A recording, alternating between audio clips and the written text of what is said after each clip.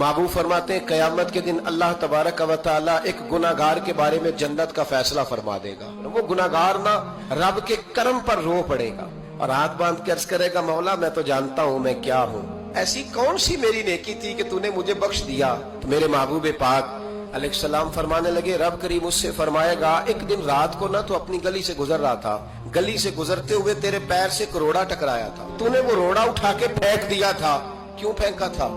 तो नेकी चूंकि उसकी नजर में मामूली थी तो वो भूल चुका, तो कहेगा या अल्लाह वो वाला रोड़ा मालिक करीम वो तो मैंने इसलिए उठाया था कि मेरे मोहल्ले में बूढ़े भी रहते हैं, बीमार भी रहते हैं, बच्चे भी रहते हैं, कमजोर भी रहते हैं, इसलिए उठाया था किसी को ठोकर न लग जाए। रब करीम ने फरमाया तू रात के अंधेरों में रोड़े उठा उठा के मेरे बंदों का ख्याल रखे तो मैं आज कयामत के दिन तेरा ख्याल ना रखूं। फरमाया उस एक रोड़े के उठाने की बरकत से मैंने तेरे लिए जन्नत का फैसला